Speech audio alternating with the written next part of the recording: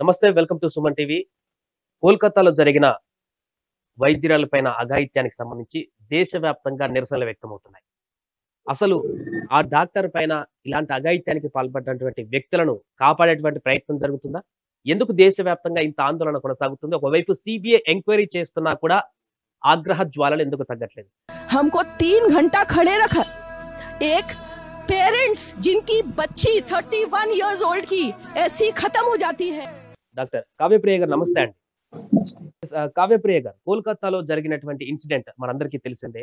రేపు మొత్తం ఆసుపత్రులన్నీ కూడా బంద్కు పిలుపునివ్వడం జరిగింది. ఇంత ఆగ్రహ జ్వాలలు ఎందుకు నిర్భయ ఘటన తర్వాత ఇంత భారీ ఎత్తున దేశవ్యాప్తంగా మొదలవుతున్నాయి? అంటే ఒకవైపు కేసు సిబిఐ దర్యాప్తు చేస్తున్నప్పటికీ కూడా ఇంకా ఆగ్రహానికి కారణం ఏంటంటారు? ఇంత ఆగ్రహానికి కారణం ఏంటి అంటే జరిగింది ఎవరికండి? 24/7 డ్యూటీలో ఉన్న ఒక లేడీ డాక్టర్ కి. She's a pulmonology resident, DNB resident, second year. తన పాటికి తను సిన్సియర్ గా తన డ్యూటీస్ అన్ని చక్కగా అటెండ్ అవుతూ నైట్ 2 o'clock కి రెస్ట్ తీసుకోవడానికి వెళ్ళింది. అండ్ ఇదేమి అంటే there are no triggering factors ఇందులో. అంటే ఏమన్నా హాఫ్ డ్రెస్డ్ ఉందా, లేకపోతే పబ్కి వెళ్తే అయ్యిందా, లేకపోతే రోడ్ మీద ఒంటరిగా వెళ్తూ ఉంటే నిర్భయ కేసులో లాగా అట్లా జరిగిందా అంటే అట్లా కూడా కాదు. It has happened in a hospital where 24/7 emergency services are available and security services are available.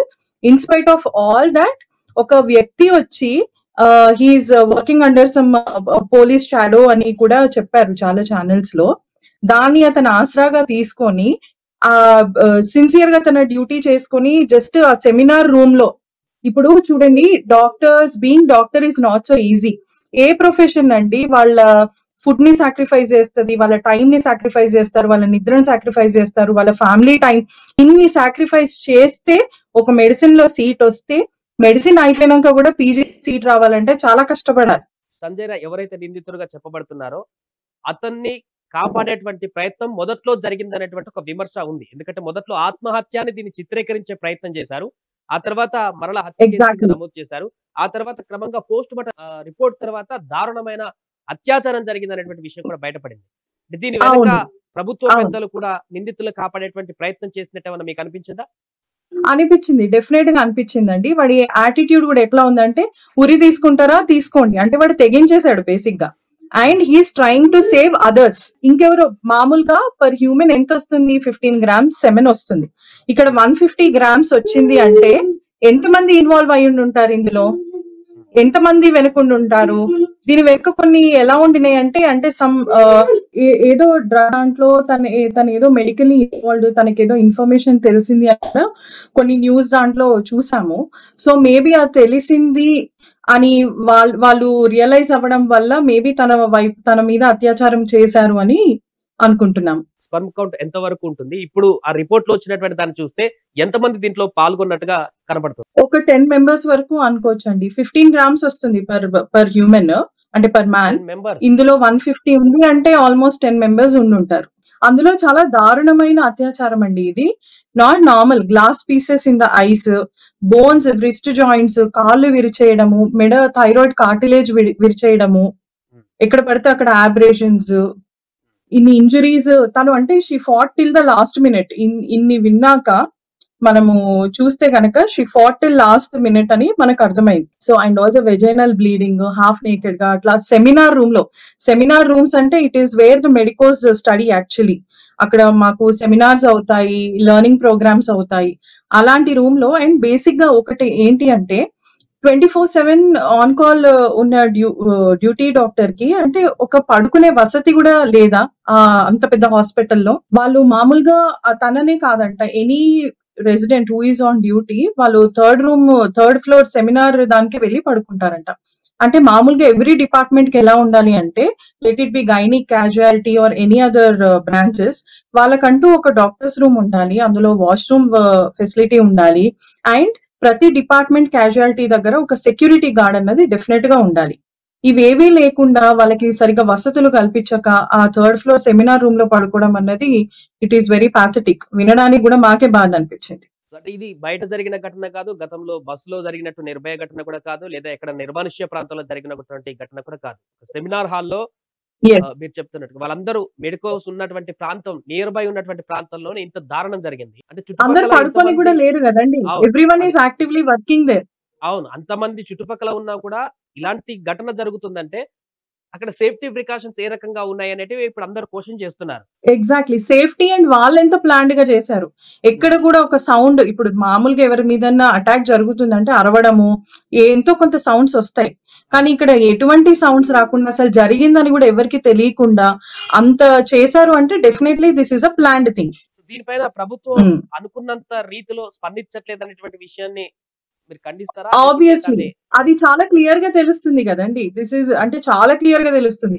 అయిన వెంటనే తర్వాత ఎవిడెన్సెస్ అన్ని తీసేయడానికి కూడా అదంతా కూల్ చేయడము అవన్నీ ఎందుకు చేస్తారు? డెఫినెట్ గా అవును. Some higher authorities are involved ఇందులో. మరి గవర్నమెంట్ నుంచే ఎవరో ఇన్వాల్వ్ అయి ఉన్నారని మా అందరికీ అనిపించింది. అక్కడ పశ్చిమ బెంగాల్ గవర్నమెంట్, ఇప్పుడు కేంద్ర ప్రభుత్వం దర్యాప్తు సంస్థ చేస్తుంది.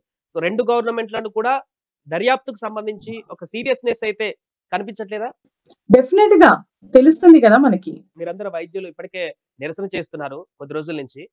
ఇలాంటి ఎస్ మరలా ఎస్ జరగకుండా ఉండేందుకు ఎలాంటి సజెషన్ చేయబోతున్నారు ప్రభుత్వాలకి, వ్యవస్థలకి? 24/7 డ్యూటీలో ఉన్న వాళ్ళకి ఫుడ్ గానీ, లేకపోతే వాళ్ళు పడుకునే వసతులు గానీ, సేఫ్టీ గానీ, పడుకున్నా కూడా సేఫ్టీ అండ్ సెక్యూరిటీ గానీ, ఇంకొకటి ఇప్పుడు ఇది అనుకుంటున్నాము. మేము వర్క్ చేసినప్పుడు మా మీద అటెండర్స్ నుంచి అటాక్ అయ్యేది చాలా వరకు. ప్రెగ్నెంట్ ఉమెన్ తను ఏదో డేంజర్ సిచ్యువేషన్ లో వచ్చింది, బీపీ ఎక్కువ ఉంది, పొట్టలో బిడ్డ చనిపోయి వచ్చింది, అది బయట చనిపోయినా మా దగ్గర తీసుకొచ్చాక మేము అనౌన్స్ చేస్తే మా మీద దాడి చేయడానికి వచ్చేవాళ్ళు. హ్మ్. సో అంటే వాళ్ళు ఫస్ట్ డినైల్ లో ఉంటారు. సో అట్లా మా మీద దాడులు మామూలుగానే జరిగేవి. కానీ ఇది చూస్తే చాలా పకడ్బందీగా తనని డెఫినెట్ గా చంపేయాలన్న ఇంటెన్షన్ తోనే వాళ్ళు చాలా ప్లాన్డ్ గా అండ్ ఎవరైతే మనకిప్పుడు దొరికాడో ఆ వ్యక్తికి ప్రతి ఒక్కటి తెలుసు. ఆ అమ్మాయి ఎక్కడ వెళ్తుంది అంటే నైట్ షిఫ్ట్ డాక్టర్స్ ఎక్కడ పడుకుంటారు, ఏ టైంలో ఎక్కడికి వెళ్తారు, తనని చాలా మెటిక్యులస్ గా ఫాలో అవుతూ చాలా ప్లాన్డ్ గా చేశారు అని అయితే అర్థమవుతుంది.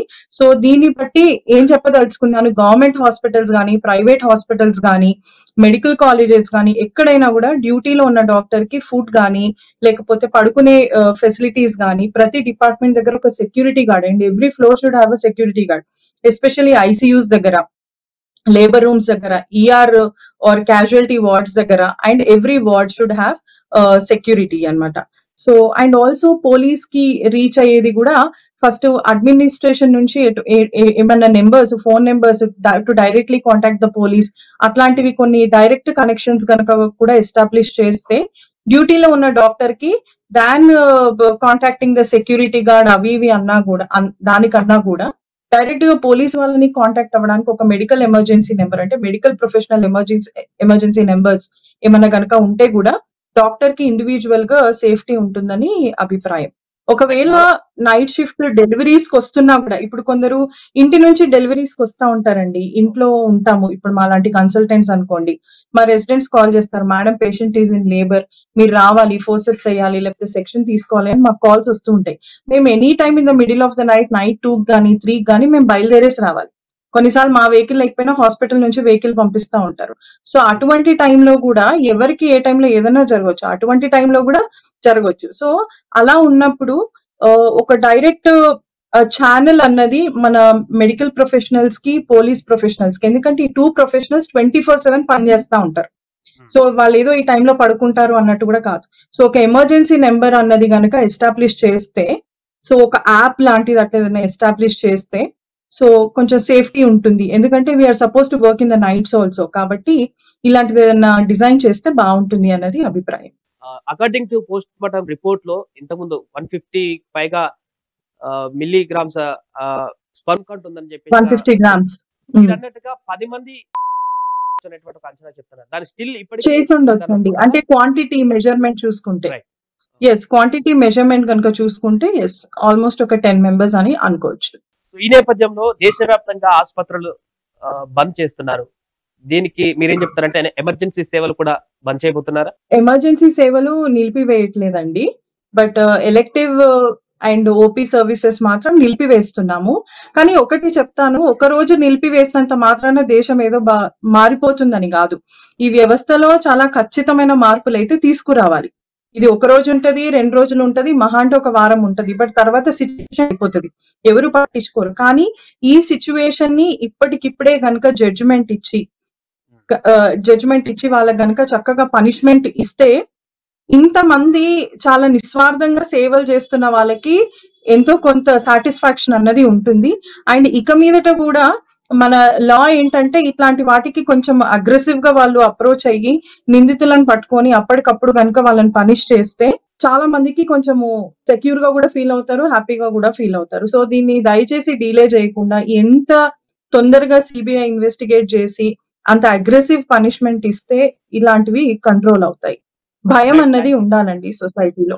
ఎస్, థ్యాంక్ యూ కావ్యపయ్య గారు. సో మొత్తానికి అది దేశవ్యాప్తంగా కొనసాగుతున్నటువంటి వైద్యుల ఆందోళన, కోల్కతాలో జరిగినటువంటి అతి దారుణమైనటువంటి ఘటనకు సంబంధించి ముక్త కంఠంతో నిరసన వ్యక్తం చేస్తున్నారు. బట్ అనుకున్న స్థాయిలో ప్రభుత్వం నుంచి ఈ కేసుకు సంబంధించిన పురోగతి ఉండట్లేదు అనేటువంటి ఒక ఆందోళన కలిగిస్తుంది. అంతేకాక వైద్యులందరూ కూడా డిమాండ్ చేస్తుందంటే మాకు రక్షణ కల్పించాలి, సేఫ్ గా మీ వైద్యం వృత్తి చేసుకునేటువంటి విధంగా ఒక భరోసాను కల్పించాలి. ఈ ఘటన తర్వాత భయాందోళన కలుగుతుంది అనేటువంటి ఒక అంశాన్ని మహిళా డాక్టర్లందరూ కూడా తెరపైకి తీసుకువస్తున్నారు.